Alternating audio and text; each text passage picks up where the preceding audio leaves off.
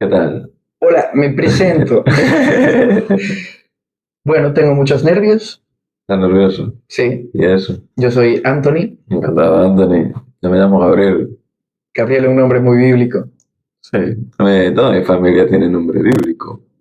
Mi hermano se llama Pedro, mi madre María, mi padre José. Somos todos ahí de la Biblia. El mío no es tradicional Pero del todo, ¿no? o sea, tú eres Tony, te llamamos Tony, pero Anthony. ¿Pero es A-N-D? No, tiene historia en realidad.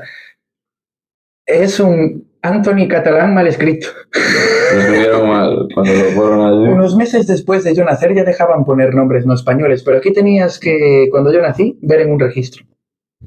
Y a mi madre no le apetecía llamarme Antonio. Quería llamarme Tony. Es que yo al Y Tony principio... decía, eso no sale en el registro, y se puso a buscar. Vio Anthony y lo pusieron, pero es que no es Anthony, es Antoni. Es que suena italiano eso, ¿no? Es que, bueno, a ver, latino, suena latino. Un nombre un poco... Y se escribe entonces, es A-N-D, no, T-O-N-I. A-N-T-O-N, con tilde en la A. Pero ese es el que no existe en realidad. Entonces creo que es un nombre En muy realidad tenía que ser Antoni. Sí, no sabía yo la historia. Bueno, nada, vale. Tony para la gente va a ser Tony. Fue por esa la razón por la que dije yo que no me enteré. Dije yo, ¿qué cojones tengo así un nombre de ese? Es por esa razón, pues me voy a llamar, pues como me quería llamar mi madre, ¿no? Que me fui a Grancha a estudiar con Moncho y todos estos y yo decía, sí, yo me llamo Tony. Yo, de hecho, cuando pensé en lo del nombre del podcast y dije, bueno, Gabri, Antoni. Y digo, hostia, pues igual queda... Es que hasta hay un juego de palabras. Igual había ahí chicha. Ya lo hicieron en este programa, el Gym Tony. Bueno, a ver, entonces, bueno, eso es la presentación. Nos llamamos Gabriel, él es Tony. ¿Y qué? ¿Qué te dedicas? La verdad es que trabajar en mí mismo por fracasado. ¿Trabajas con dinero por fracasado? Sí, decidí dejar de estudiar. Sin esperanza. Decidí dejar de estudiar al acabar bachillerato. Bueno, más bien ponerme una prueba. Antes de ir a la universidad, porque hasta llegar a segundo de bachillerato, atendiendo bien en clase y pensando luego el volver a casa me daba para probar. ¿Nunca repetiste? Ni nada? Sí, repetí tercero de la ESO. ¿Cuántas te quedaron ahí? Muchas, me quedaron prácticamente todas. ¿Y hasta tercero de la ESO ibas bien? Sí. No es tanto problema de cómo llevar las asignaturas, sino que si aparecen cosas más interesantes en tu vida, ese plano de, sí, luego me lo llevo para casa, me lo pienso y ya que, no, eso ya no se cumple, porque ya te vas a casa de tu amigo a jugar, claro, más o menos cuadra con cuando empecé a quedar más con mi amigo Mateo y mi cabeza empezó a centrarse más en comprender a otras personas. Porque ¿No te viene siendo ligar? Se dieron, no me interesó mucho. Me interesaron cosas como... Le chocaba mucho a Mateo y Mateo me explicaba cómo funcionan las personas. Jugando al Tenkaichi... Pero Mateo era de toda, entiendo. Sí. Yo le explicaba un montón de cosas y le hacía premoniciones sobre, sí, claro, tú no ves en qué clase de relación estás. Dentro de 3 meses te vas a sentir así, le vas a hacer esto, ella se va a sentir así, vas a estar en un ciclo recurrido y tal. Yo le explicaba y me decía, ¿qué vas a saber tú si no tienes ni amigos? No lo decía, pero o sea, tú se le lo explicabas lo que hacían las personas, claro, lo que iba a suceder. Él me ignoraba porque es como este tío no ha tenido ni novia, ¿qué va a saber él de cómo es una relación? Luego cuando acertaba, empezó a ponerse loco y a preguntarme cosas, ¿sabes? Pero no era él que te explicaba cómo funcionaba. Cada uno percibía cosas distintas. O sea, tenía una teoría, igual estaba muy equivocado porque si no acertaba ni se daba cuenta de lo que podía suceder. No, bueno, todo el mundo sumergido en sus instintos. Tú eres muy analítico, ¿no? Sí. Más analítico, sobrepienso mucho. Más racional, más experimental. ¿Cómo crees que...? Sí, pero cuando uno crece no se da cuenta de que crece. Eso, bueno. Cuando tú piensas en crecer, realmente estás como siguiendo un programa medio defectuoso, pero yo creo que cuando una persona crece es, por ejemplo, cuando hacía agujeritos en la tierra y metía zumo, a ver si de ahí salían plantas. Yo tenía relacionado que de las plantas se sacan zumo y que se reproducen de alguna forma.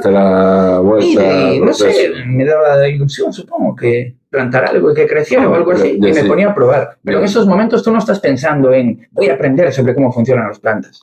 Es muy Te experimental. da curiosidad natural. No, con los bichos, ¿no? Que a lo mejor los aplastas o haces, ¿no? Tiras Torturé muchas piedras. cochinillas aquí cuando llegué a Galicia, porque en Canarias se Hacía- hacen bolitas y aquí no. Y yo hacía como, hazte bolita, hazte bolita. El bicho bola. Ah, sí, bueno, el que come los metales y todo sí que hace bola. Ese bicho bola de toda la vida. No, la cochinilla normal. Las Sí, hay que gris se con retraen y las hay patitas. que no. Yo cuando llegué aquí no se retraían. Igual ya le había pasado algo. Pero yo seguía ahí rollo. Ah, sí, A ver cuándo se esconde y no se escondía. a lo mejor era eso, que no quería tal. Igual estaba cómoda contigo.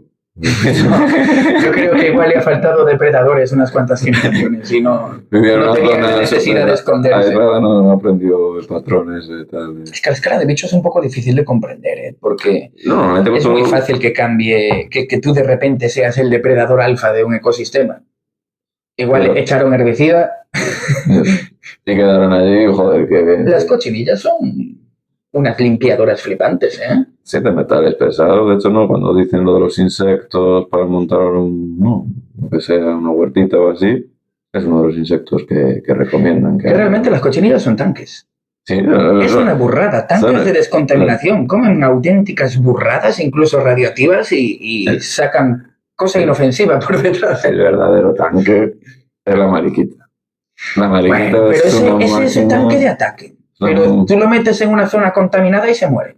Eso Y tú, metes puede a ser la más sencillo. y tú metes a la cochinilla y luego Eso pueden es ir verdad. otros bichos. Entonces, ¿cuál es tanque de verdad? La maquinilla es como la mariquita es como un cortacésped de bebés que va ahí comiendo todos los ¿Y quién ganaría, pulgones. mariquita o cucaracha? Mariquita o cucaracha, depende. Si es un combate uno para uno, yo creo que gana la mariquita. ¿Eh? Porque Es que yo no veo la cucaracha. Yo no creo que se peleen.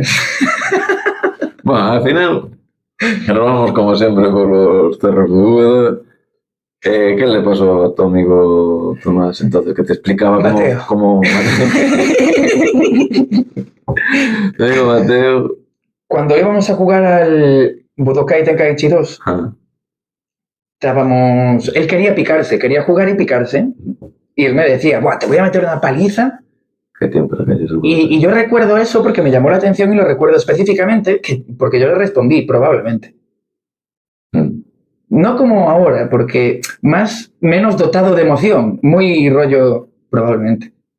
No, yo ya no puedo imitarlo, pero el tío se indignó y dijo, a ver, Anthony, así no se hacen las cosas.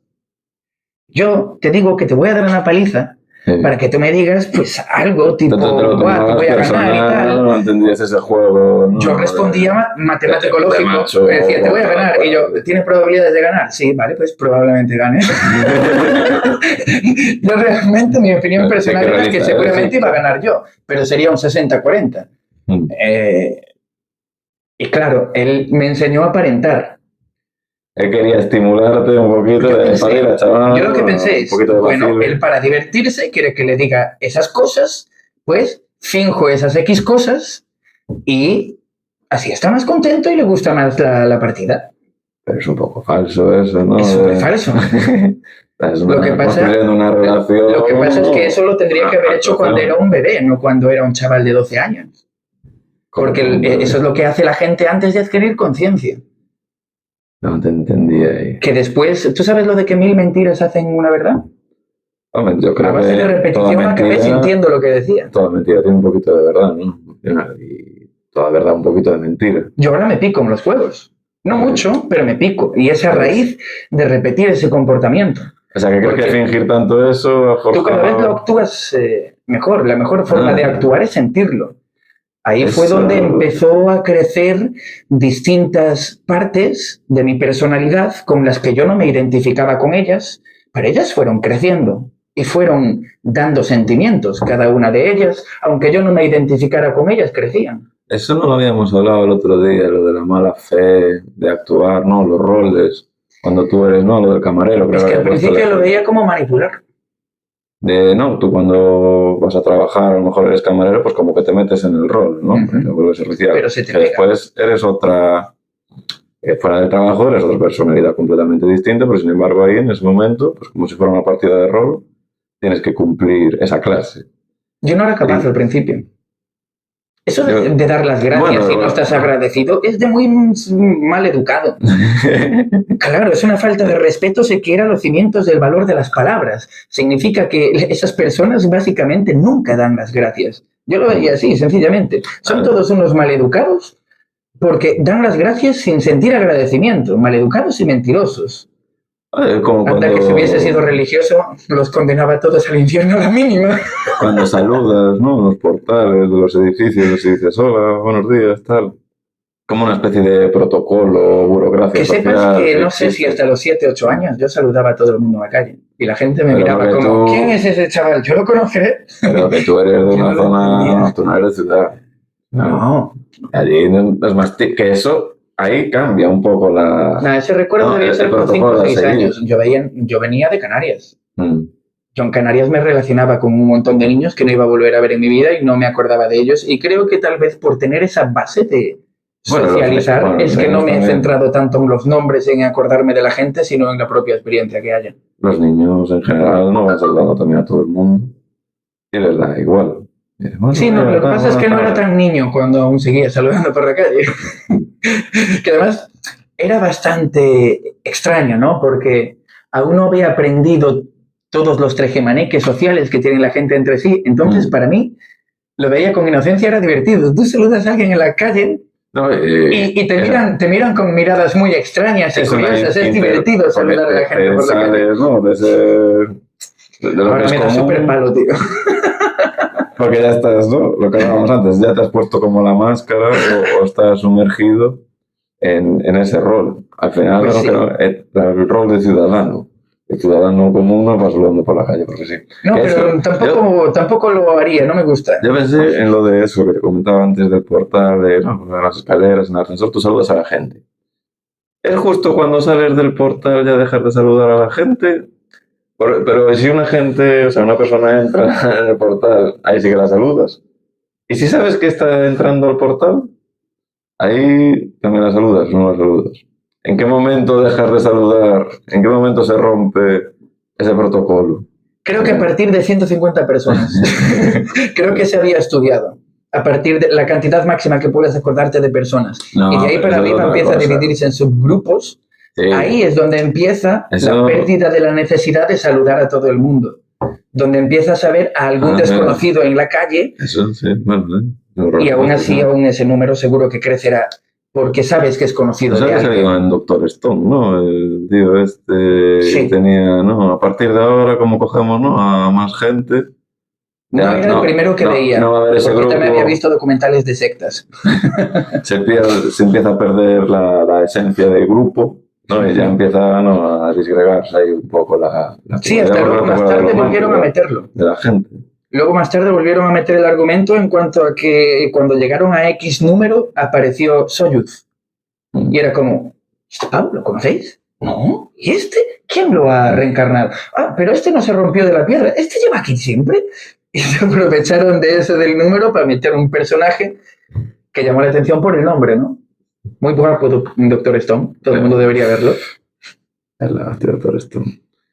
¿Pero crees que realmente es algo posible? Que imagínate que se acaba el mundo y un tío... Yo hice química. Yo no soy científico porque no me dedico al laboratorio. Sin fantasía, pero...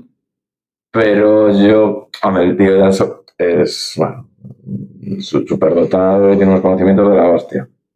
Pero no sé hasta qué punto una persona con conocimientos científicos sería capaz de todo eso. Realmente ciencia ficción. La mayor ficción que una tiene... única persona asimiló todo ese conocimiento. Sí, yo creo que eso es posible. Porque lo pinta muy bien los principios básicos, pero después... No, siempre la teoría está muy bien, pero después la práctica pues siempre se pierde energía por todos lados. ¿Tú hasta dónde has visto de Doctor Stone? Pues vi, creo que, acabé una temporada, creo que es la tercera, en la que su objetivo es ir a la Luna. De dinero. Su objetivo es ir a la Luna. Sí. Ahí acabé. Vale, entonces, la movida es que tenía porque dicen que la voluntad de experimentar y de aprender, y su personalidad se centró en ello. El personaje es coherente porque socialmente es muy malo. Lo que sabe socializar lo ha leído de un libro y lo aplica. O sea, utiliza modelos de comprensión social ajenos que ha adquirido con su inteligencia académica. ¿Tú dirías que el prota Senku Se le da bien el cálculo y gracias a ese cálculo extraordinario es capaz de aplicar técnicas sociales que él ni comprende ni siente? crees que es autista? ¿Crees que Senku es Yo autista? desde que me vi un par de vídeos sobre neurodivergencia, yo empecé a pensar que todos los protagonistas de anime son autistas. Tío, vamos a ver.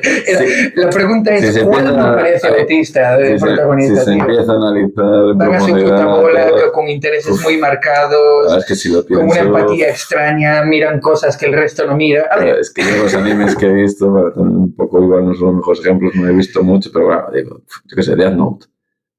Raritos, eran raritos. yo creo que si Eran fueran genialitos. autistas lo habrían hecho mucho mejor, ¿eh? Porque son bastante... Yo no me había dado cuenta por mí mismo, ¿eh?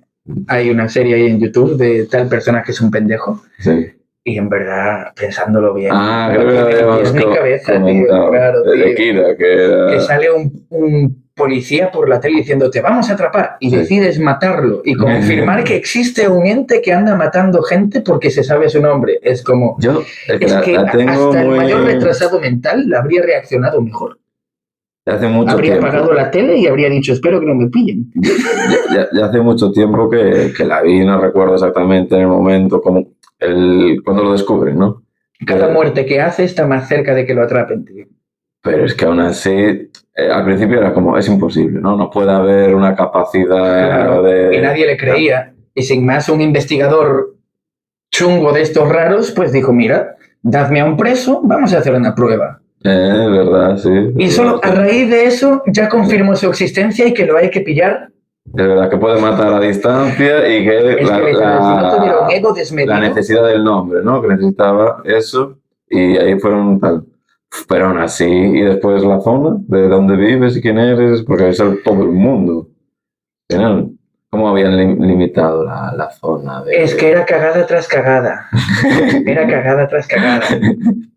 Incluso les dijo que es un estudiante. Ya no me acuerdo muy bien cómo era, pero cada vez que decidía igual ahora con otros reacción ojos, a algo que ellos hacían, igual después de muchos años ver la serie dices, joder. ¿sabes lo que me hace gracia? Pero el tío era, bueno, Los vídeos de Death Note sin monólogo interno. ahí, ¿No viste ninguno? cuando se ponen a escribir ahí todos locos. Ahí. El que más vi es de Estoy haciendo los deberes y a la vez estoy Kira escribiendo. y L juntos delante y L rollo, sí, toma, mira. Y el otro lo ve y sin monólogo interno se pasa un minuto viendo el papel. Lo deja en la mesa, le mira a los ojos, el otro le mira a los ojos. Plano de mirar a los ojos, 15 segundos mirando a los ojos, otro plano del... No creo. Hace mucha gracia porque si tú estás atendiéndoles en ese restaurante es como dos hombres mirándose fijamente sin pestañear 5 minutos y sin decir nada. Y es como interesante, sí, ¿verdad? Casi toda la conversación que hay. Se vuelve un poco turbio. Pero creo que hay muchas cosas que eso, que se le quita la banda sonora, le quitas eso, el fondo y ves todo. Es que muchísimo monólogo interno. Sí. A muchas obras se le quedan grandes a sus autores. Pero bueno, volviendo así, personajes autistas así de animes, yo que sé. Son Goku. ¿Son Goku crees que son autistas? A ver, yo creo que son egocéntricos, son es un Saiyajin, dejémoslo ahí. Orgullosos. No entiende bien las emociones del resto al punto de creer que a su hijo le va a satisfacer combatir contra un mutante de todos los enemigos que ha combatido su padre. Es una especie de Hércules al final. Mira, un alienígena evolucionado de una planta le dijo los sentimientos de su hijo a Son Goku, ¿sabes, rollo? Pero tú has pensado que Son Wanda no quiere luchar contra Célula. Así de autista eres, tío. Madre mía. Ay, ¿cómo hemos llegado? Autista en el mal aspecto. ¿Sí, ¿Cómo hemos llegado a esta situación? ¿Cómo estamos aquí? Tú cuanto más ves el registro del Saiyan, de Son Goku, tú dices, ¡guau! Mal padre, mal marido, mal.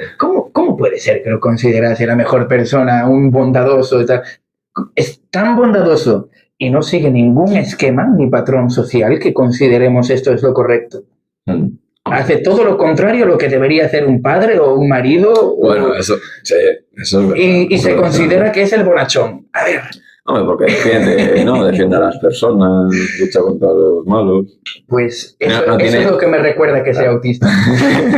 No tiene tiempo para dedicarse a la familia desde cuando aparece. Es que mira, Vegeta, él es Saiyajin y no parece tener esas mismas características que estoy hablando de Son Goku. Parece más maduro, sí. Por lo menos... Tienes ese ego, tienes ese coraje, tienes ambición, Saiyajin. Y no es un tío que no se entera de nada socialmente hablando. Entiende muy bien las intenciones de la mujer. O sea, mira, es que esto es muy gracioso de Son Goku. Casi nadie lo valoró. Bulma, cuando conoce a Goku, no sabe que tiene 12 años porque es muy pequeño. Pero lo baña y luego Son Goku entra a bañarla a ella y es cuando se entera de su edad y se pica. Sí. Aparte, había dormido. Hay distintas versiones en la europea. Bulma llevaba bragas. O no se las quita. Bueno, yo me he visto todas las versiones y yo ya no sé cuáles se habrá visto la gente, pero hay hasta una versión en la que, como él le había quitado las bragas la noche anterior, luego a Mutenroy, en vez de enseñarle las bragas, se lo enseña todo libremente. ¿Tú viste esa versión?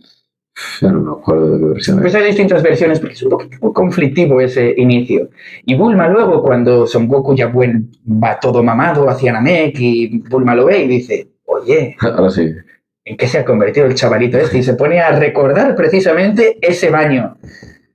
Y luego, cuando todo pasa y Vegeta reencarna allí en la Tierra, bueno, revive en Namek y lo teletransportan allí. Bulma, la primera interacción que tiene con Vegeta antes de que todo se vaya de madre es pasarle así y hacerle... Estás algo sucio, ven que te enseño el baño. ¿Y tú cómo piensas que empezó la relación?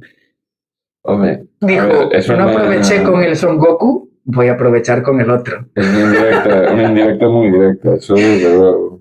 Sí. Son Goku no lo habría pillado.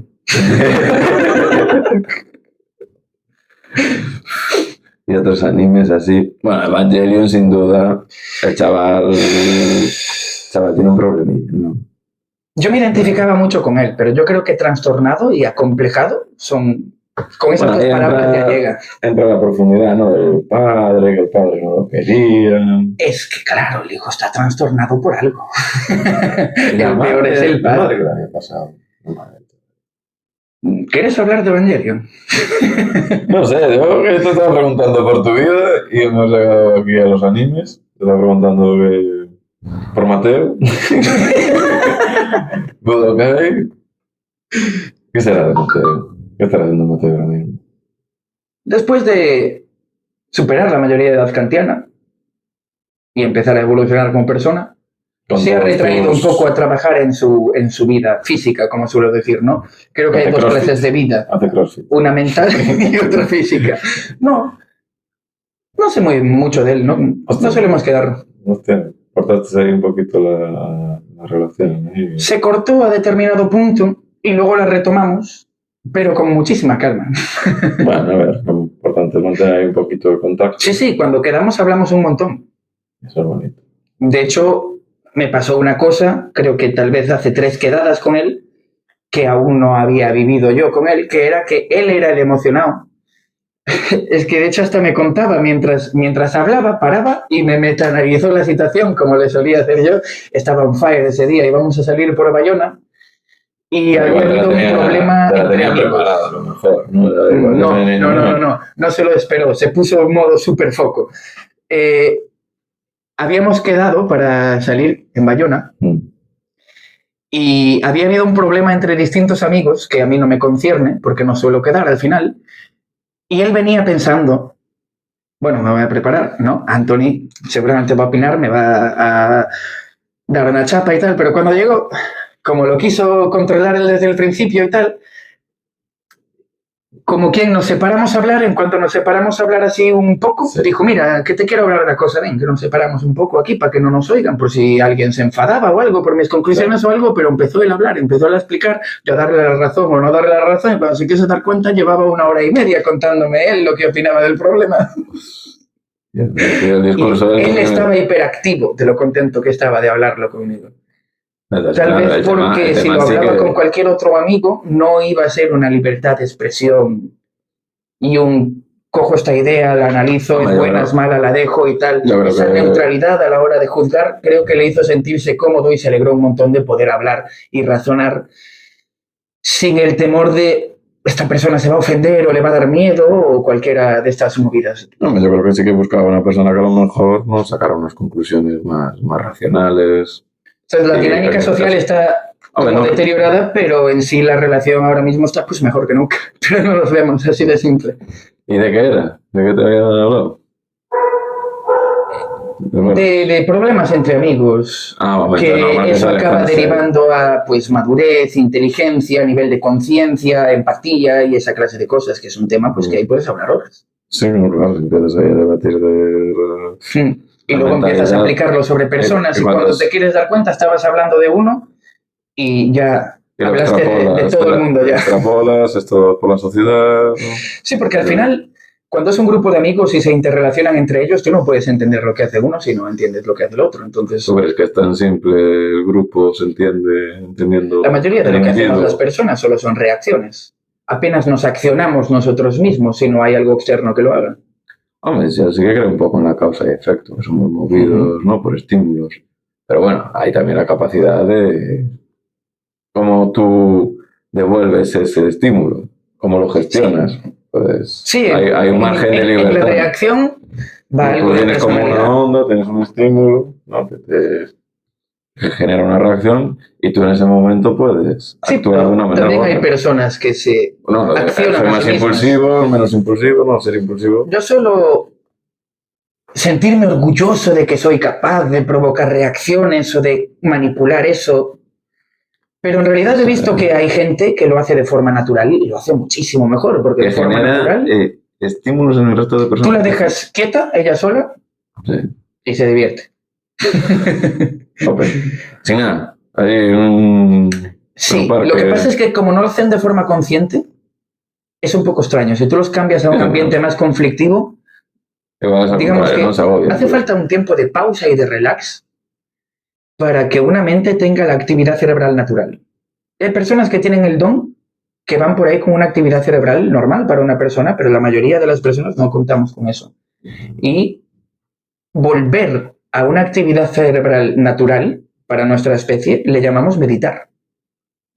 Que es alto el carro a todos estos triggers de traumas que tengo de aleccionamiento social. O sea, ¿tú crees que lo normal?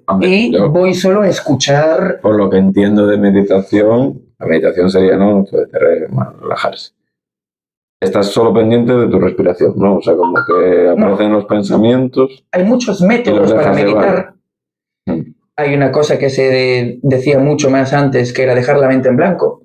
En blanco es imposible. Y eso le rayó a mucha gente, porque de hecho el objetivo de meditar es que fluyan las ideas. Sí, pero sin buscar una idea. Correcto. Dejar de aplicar el juicio habitual que tienes, que en realidad está programadísimo.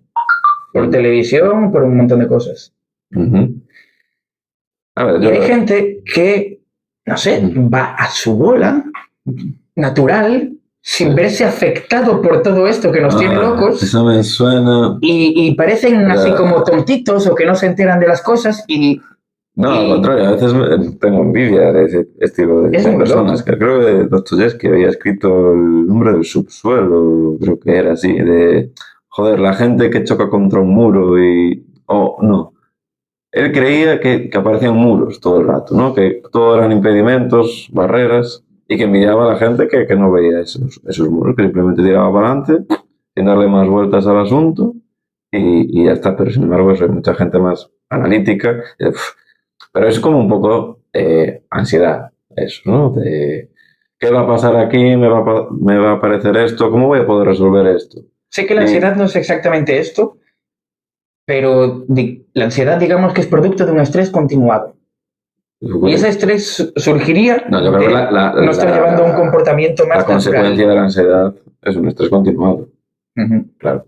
Pero el porqué de la ansiedad es una persona que no consigue meditar. Lo que tú dices, ¿no? Que tú cuando meditas, yo intentaba así varias veces, tal, eso, te relajas y te vienen los pensamientos. Bueno, pues mañana tengo que hacer esto, no sé qué tal, pero tú los dejas. Lo que tú decías, no me focalizo. De meditar, ¿eh? no focalizo mi pensamiento ahí, lo veo y lo dejo pasar, ¿no?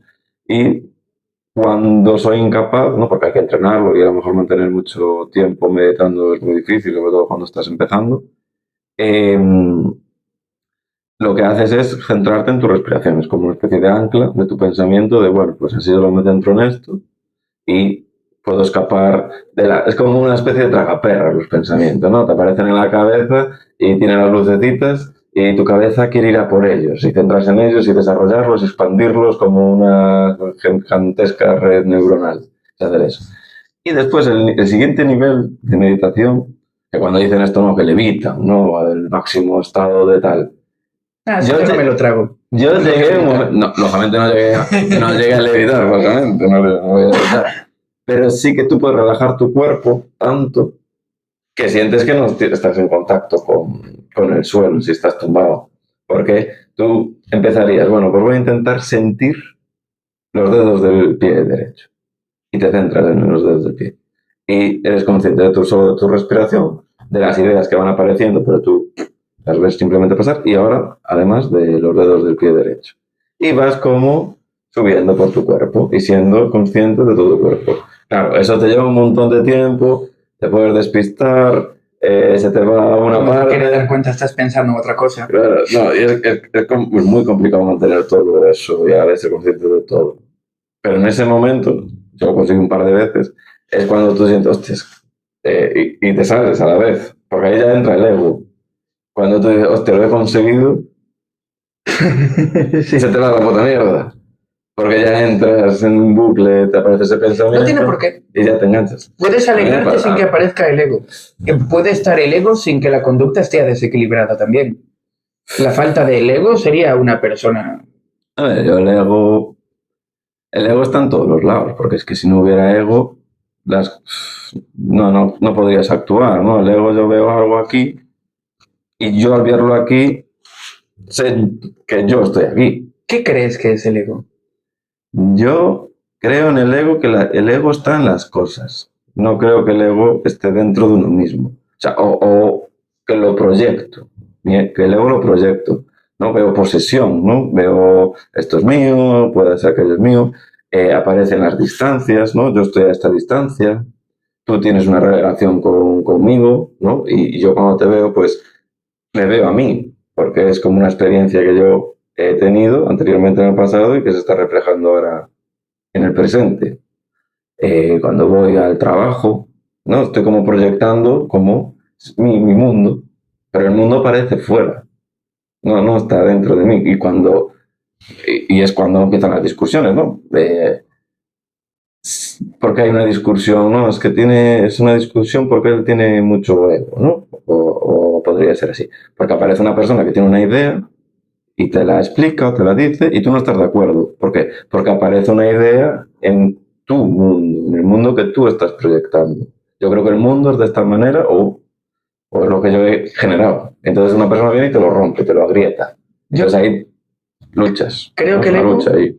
son los sueños y las expectativas de la gente. Tú lo ves como deseo, ¿no? A lo mejor. Como ambición. Y también creo que el ego sería lo que alimenta al yo. El ego es la proyección de cómo tú quieres ver las cosas, cómo quieres verte a ti mismo, cómo quieres llegar a ser. Pero tú estás hablando más Pero rollo Freud. la gente le llama ego superego. a los efectos secundarios de que el ego sea toda tu personalidad. La gente solo dice ego o egocéntrico sí, cuando todo lo que tiene esa persona es ego y ni siquiera se corresponde con la realidad. Y eso suele verse pues porque prácticamente se apoyan en vestimentas y un montón de cosas porque sí, pero al final no tienen nada de personalidad prácticamente. ¿Tú crees que no tienen personalidad las personas que...? Los muy egocéntricos no suelen tener personalidad y fíjate que soy muy egocéntrico y ¿sabes qué? Casi no tengo personalidad propia. Hombre, tú coges siempre qué criterio usas para que una persona no tenga personalidad, porque yo que sé, cuando fue lo de la moda de los hipsters, que empezó todo esto de los hipsters, ¿no? Con las gafas de pasta, mucha barba, ¿no? Así, de cuadros, camisetas a cuadros, la aquello. Personalidad es algo que está en tribus urbanas. Escaso, ahora mismo, la verdad. Lo ves. La personalidad es algo que está escaso ahora mismo. ¿Cómo era la canción esta de Antonio Vegas de poco o nada cuesta ser uno más, ¿no? Bueno, hay suficiente diversidad como para divertirte toda la vida. Pero bueno, yo creo que la personalidad tiene muchos espectros y porque uno de esos, ¿no? Se lo copies a alguien, entre comillas, o sigas, ¿no? Unas pautas, pues tampoco dentro de lo que cabe. A veces la gente también necesita la gente que tiene mucho ego no tiene personalidad porque todo lo que es su personalidad no es representativo de sí mismo. Normalmente, si llegan a lo que la gente suele decir de egocéntricos, porque tienen muy baja autoestima y están muy desconectados de su realidad propia. Suele ser gente que ha hecho muchos sacrificios. Se ha sacrificado a sí mismo prácticamente para encajar con el resto. Ha proyectado cómo él quiere ser y cómo quiere que sean las cosas a su alrededor, claro, en vez de aceptar cómo es y cómo son las cosas y adaptarse. Lo que él ve como adaptarse es realmente forzar toda la maquinaria a yo me voy a comportar de esta forma y el resultado va a ser este. Y voy a ser el campeón porque estas cosas han salido así bien. Porque al final eso, lo peor que te puede pasar es que lo logres. Porque si lo logras, te va a dar la dopamina. Pero te vas a sentir grande por lo que has hecho y vas a querer que se repita y vas a querer que se repita. Estás entrando en una dinámica de dos cosas que no tienen que ver, pero que juntas están generándote una personalidad terrible. Pobrecito tuvo éxito, ya verás. No sé yo. Sacrificar lo que te gusta. Que normalmente ni siquiera hace falta percibir lo que te gusta, porque te gusta sin más. Pero sacrificar es lo que te estoy comentando, que tú en el mundo generas tu personalidad en el mundo. Los gustos van cambiando, pero tú, por ejemplo, es que pasa mucho más en los adolescentes, y ahí hay un argumento ¿no? Se están como construyendo la personalidad de los adolescentes. Y los adolescentes son más carne de cañón de tribus urbanas, pues, el gótico, lo que había mucho cani antes, como que van formando más grupos y como que se mimetizan o copian gestos porque quieren salir un poco del nido, de los padres y todo eso. Si yo formo parte de una tribu, pues imagínate, gótico, me vino, hablando de tal. Pues mis gustos son realmente, pues que me gusten, yo qué sé, las botas negras, gordas. Ese es mi gusto realmente, no, simplemente estoy proyectando en el mundo mi forma de ser. No sé si me estás entendiendo.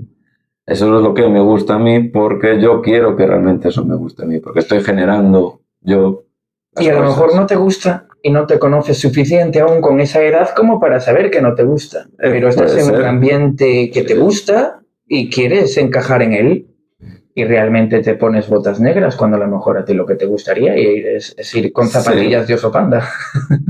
Al final uno tiene que experimentar, no creo que sea, ¿qué me gusta? Me voy a quedar pensando media hora. Por eso el ego en realidad no es algo malo. El ego es un regalo que tenemos. El problema es cuando el ego y la baja autoestima se juntan. Porque esa gente está dispuesta a sacrificarse a sí mismo demasiado. No lo veo. Bueno, a ver, lo veo compatible con esto que un poco que te estoy comentando. Pero yo no creo que tengan mucho ego las personas que forman parte de un grupo. Todo el mundo tiene ego. Sí, claro. Es lo que tú deseas ser. Tú deseas encajar en ese grupo y acabas conformando una especie de máscara. Y tú te sientes esa máscara realmente. Y a ti te gustan las botas negras, pero ya solo por la relación de que tú te lo estás pasando bien y tienes determinada dopamina o lo que sea mientras te pones las botas negras y las botas negras acaban gustándote. Lo que antes era ego acaba pasando a formar parte de la personalidad. Pero a veces igual es necesario la disolución del yo. Por ejemplo, cuando tú vas a ver un partido de fútbol y te desvaneces. El ego es el que alimenta el yo. Y te diluyes ahí con toda la gente y sois como un uno y os comportáis como uno. Hay que tener cuidado con eso, lógicamente.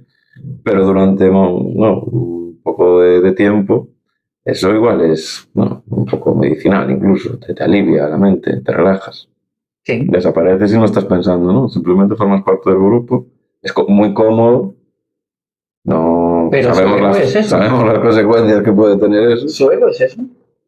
¿El deseo de convertirse en eso? No creo. Sus expectativas de formar parte de un grupo, de un colectivo, es el ego que desea para sí mismo en ese momento. En ese momento, bueno. Aún no forma parte del yo. pero seguro que formará parte pronto, porque si tiene esa necesidad es que ya formaba parte algo del yo, esa necesidad de pertenencia. Pero entonces, bueno, el El problema es cuando todo el yo es ego. Cuando todo el yo es ego, cuando todo es sí, que no eres absolutamente falsas, nada vacías, y te has sacrificado prácticamente es que todo de ti para encajar.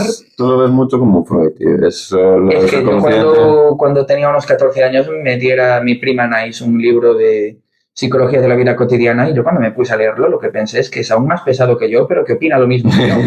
O sea, sí, le da mucha más vuelta. 14, 12 años ya puede tener las mismas ideas que Freud, es que no evolucionó mucho como persona. Bueno, Freud queda un poco ya anticuado, ¿no? En su día no. En su día no. Pero ya era un hombre mayorcito cuando decía esas cosas. Que dijo, bueno, igual no todo lo que vemos y toda la gente lo que dice es realmente lo que quiere decir. A ver, eso tiene su mérito. Que lo están desmeritando mucho, la verdad. Sí, no, ya el propio Jung después, no, es que eso ya cambió mucho, ya la forma de las ramas de la psicología ya cambiaron mucho, ¿no? El estructuralismo, el cognitivismo. Estaba traumatizadillo el pobre Freud. Si no, ¿cómo analizar tanto esa situación sin estar traumado? Lo de subconsciente, pues lógicamente fue una idea brillante y cada vez no está más que demostrado que existe un subconsciente y que hay una parte nuestra ahí pasiva, ¿no? Sí, bueno, pero que subconsciente tendría muchos entendimientos.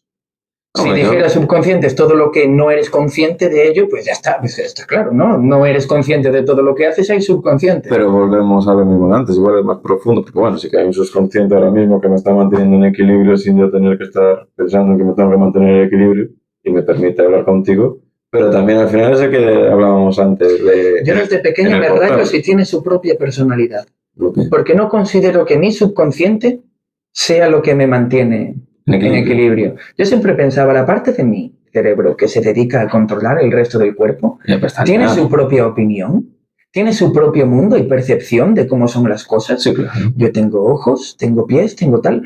Él no tiene nada. Él tiene estómago, tiene corazón, tiene pulmones. ¿Cómo será el universo que se imagina? No tiene que imaginar. ¿Tiene imaginación? Son los estímulos que está recibiendo, pero bueno. Desde pequeñito con esa rayada en la cabeza. Lo que tú decías antes de saludar a la gente, es el subconsciente que me hace a lo mejor saludar a la gente así en el portal o estos protocolos de no a la cola, ¿no? Llego a una cola y sé que me tengo que poner allí.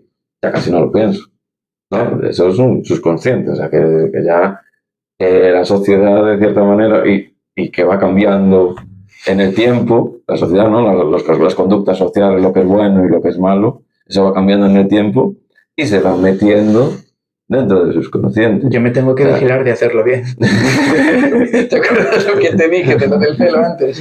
Yo tengo que vigilarme a veces como si se borrara, se me olvidan ciertas cosas. El modo automático no funciona. Funciona con originalidad.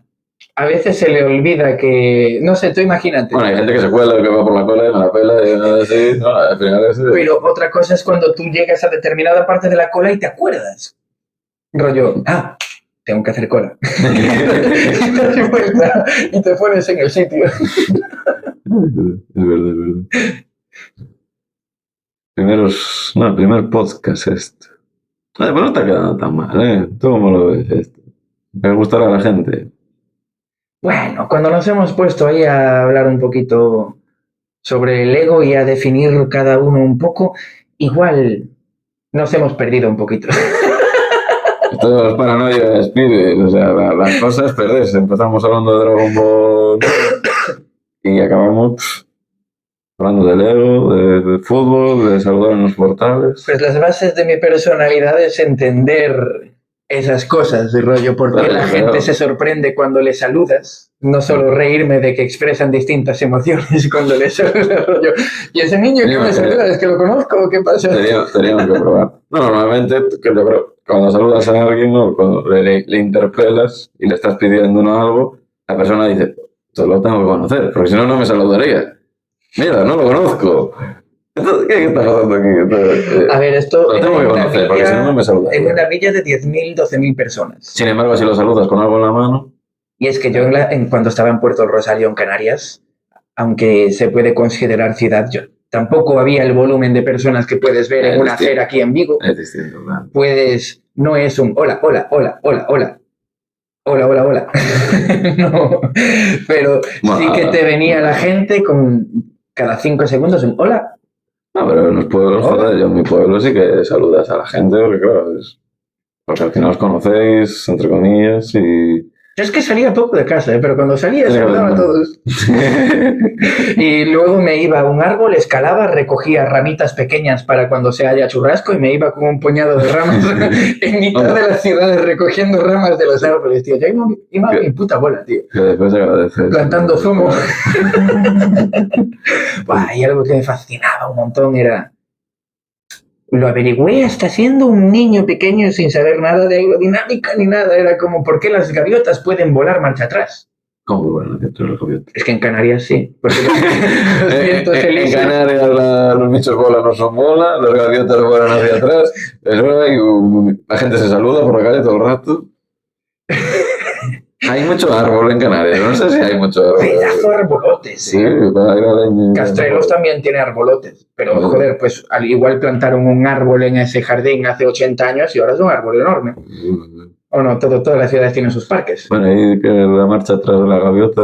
Nada, que igual es que le da los mucho vientos viento. son constantes, pues nada, sencillamente. Pero es un... No, yo lo entendía que ellas siguen hacia adelante. Es un lanzamiento que en realidad es el aire el que va muy rápido hacia atrás. Pues bueno, se deja, para mí era... Aquí pero muchas veces se quedan paradas. Caen en parábola. No caen sí, hacia sí, y luego retrocedían como si levitaran hacia atrás. Pues, sí. Porque bueno, también era un viento más constante. Claro. Y es al lado de la costa. Bueno, nunca me fijé, igual sí que... Igual no has visto suficientes gaviotas. No, aquí, pero claro, lo que suele estar guapo ver es en el amanecer y en el atardecer. Algunos tutores acompañan a los jóvenes a prácticas de vuelo. Te vas al puerto por ahí y hay un círculo gigantesco de gaviotas girando, esos llevando a los chavales que ya empiezan a volar y a los que tienen unos meses a practicar, porque cuando se cambia la luz del sol, cuando se va, cambia la célula de convección que provoca la luz del sol. Bueno, se mete el calor. Y provoca un tipo de viento muy específico que es como que hasta las gaviotas tienen un rito social de practicar porque siempre está el mismo ambiente, más o menos. Aprovechan ese viento y van a practicar durante la puesta de sol y durante el amanecer aprovechando ese cambio. Sí, porque se provoca un viento muy específico. Hostia. Y luego, pues me imagino que cuando va parando se irán marchando a su casa. Prácticas de conducir, sí, es curioso. Porque podrían hacerlo, y me imagino que lo hacen individualmente, pero también tienen una práctica en la que se va todo el mundo a conducir en círculos unos alrededor de otros, como una rotonda aérea. Es interesante que al final queremos que los animales ya tienen ese instinto y ya saben hacer todo cuando tal. Sí, los dinosaurios han evolucionado muchísimo. No, me refiero a que sé, los pájaros que también tienen que aprender a volar, ¿no? Cuando tienen que saltar del nido.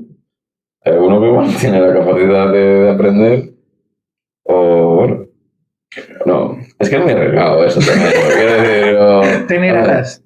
No, digo, a la mínima que pueden las pierden, ya te digo. Una cosa es aprender a correr, que vale, si te sale mal la primera, pues bueno, te metes una hostia y no pasa nada. Pero bueno, tírate tú una acantilado de, venga, primer día de aprender a volar. No, si puedes volar, eso ya no es un problema, tío. He visto algún documental que no si puedes tirar o sea, puedes tirar un gato desde aquí, da igual la altura, lo más probable es que sobreviva la caída. ¿Un gato desde aquí? Sí, desde cualquier altura. Su velocidad terminal es muy baja. No, va ganando energía. Les falta una clavícula y con eso saben darse la vuelta. Y ya con eso ya se pasaron la mayoría. Hacen así, aumentando su superficie de exposición, tienen ese equilibrio giroscópico de la hostia. Hay gatos que están muy gordos. Pero gordos, no sé si le da la superficie de contacto con el suelo. Si llega la barriga antes que las patas, mal vamos. Eso es que están muy gordos. Claro. Pero bueno, se han dado casos de gatos que mueren cayendo de un segundo y gatos que sobreviven. Pues yo nunca he oído tal cosa. Sí, hay gatos que palman de un poco. Cada vez más delicados, ¿eh? No sé. Es decir, que he tenido gatos muy extraños por la endogamia. El tendal le gira y no cae exactamente de pie. Hay gatos que no caen de pie. Hay gatos que no caen de pie, que no saben girar en el aire. Y como dije antes, si no sabe controlar el giro en el aire, pues ya está, tío. Si cae de espaldas, se acabó, seguramente. Me acabo de acordar del vídeo que se lo mandé a mi hermano. Un gato siempre cae de pie. Y la tostada Si tú la untas, siempre cae por el lado... Se ha demostrado científicamente. Si los ato, si ato una totada, entra en bucle y tengo energía infinita, no iba a caer y nunca cae. Ya es del año pasado, de hace 2, está guapo, lo explotaron mucho. Está guapo. ¿Tú cuál viste? El vídeo del negro este sudando ahí, todo concentrado. El científico te da con la energía y se ilumina, se empieza a iluminar todo. Con una puta cinta americana. ¿Y cuántos experimentos exitosos fueron así por falta de presupuesto? No, es que a veces eso es, hostia, esto pasa aquí, esto también pasa aquí. ¿Y si junto las dos cosas? Haces un sándwich ahí. No, me refiero a máquinas súper precisas que tenían que desviar un cosito de plasma por no sé dónde para... Y que estaba mal montado y nada, pues que rollo que, a ver, aprieta para aquí, ponemos cinta aquí, probamos antes de abandonar. Si te gastaste todo el presupuesto en un experimento que te da para esa máquina apenas y luego justo la máquina tiene un problemilla de montaje y tal, antes que me voy para mi casa, pues cinta aislante, martillito, pum. Después empezamos a mirar piezas de sustitución y después, si nada funciona, se hace el cambio y tal. Mira que ¿dónde la aparcaste? ¿Dónde la aparcaste? Sí, ahí abajo. Wow. Ayer fuimos allí por Olla y a vuelta a las 5 cayó una, macho, que no veía. Estuve por parar, meterme en el arcén, luces de emergencia. Es un frío atmosférico lo que estamos viviendo. Y después fue pasar Bayona y seguía lloviendo muchísimo, pero bueno, soportable, se veía. Que hasta me estaban en los ojos como si llevara viciando la play, no sé. Sí, yo me estaba mojando y estaba preguntándome si luego tendría hipotermia, pero estuve ahí en los kibis sin impermeable en mitad de una tormenta sonando ahí y cayendo granizo y claramente pues me puse a silbar y contento por la estampa. Contratado, este tío está contratado. No, porque luego cuando haya sol y me mires a hacer me mareo. ¿Cuánto terreno es lo de los kibis? ¿Cuánto terreno es lo de los kibis? Pero no es una empresa que va a distintas... Han cortado un montón de árboles y han puesto un montón de kibis. Es algo que... Al final es como los viñas, ¿no? Quita recursos hidrológicos hacer eso, tío. Ahora hay más sequía en esa zona. Lo que viene siendo explotación, ¿no? Pero bueno, no sé, chupa mucho agua. Ojalá aprenda la agricultura y deje de dinamitar todos los malditos recursos. A ver, al final lo que demanda me gustaría que poner unas viñas o unos aguacates o un algo en un terreno forestal para sacar fruta que no implicara que vaya a producir sequía en la comunidad de aguas. ¿Y cómo haces? Yo, por lo que sé, que no sé mucho de eso, que el aguacate sí que es uno de los árboles que más agua necesitan para producir el fruto. Y no soporta mucho la inundación, ni los cambios de temperatura, ni el viento. Que te la juegas, al final estás haciendo un... Es que es del Ecuador, loco. Siempre la misma humedad, siempre el mismo tal. Y tarda un te montón, aguanta bien la lluvia. Y tarda un montón en sacar, ¿no? La semilla, el brotecito. Un año. No, pero está bastante bien el aguacate. No le gusta nada al frío. Yo creo que se montó ahí una historia que era súper healthy, ¿no? Ahí súper sano, jugaron un poquito con el color verde propio del aguacate. Yo creo que no hace mucho daño aquí en Galicia. Yo creo que el problema tal vez sea el uso de tractores. Es lo que le ocurre a la tierra en nuestros cultivos, es lo que hace que se pierdan esos recursos. Y peor, que los otros recursos que tardaron lo suyo en acumularse se convierten en contaminación.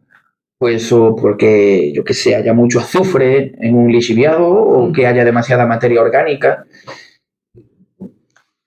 Por ejemplo, en el Amazonas, la fertilidad depende bastante de las tormentas de arena que llegan desde África, porque vienen cargadas de cierto mineral. Sí. O sea, hay muchos ecosistemas que realmente se comportan como un ente vivo cerrado que intenta acumular el máximo de recursos que no tiene la propia roca. Si tú cortas los árboles, pones ganado y te llevas esa madera y esa carne a otra parte, tú lo que estás haciendo es utilizar esos recursos que hay ahí hasta gastarlos.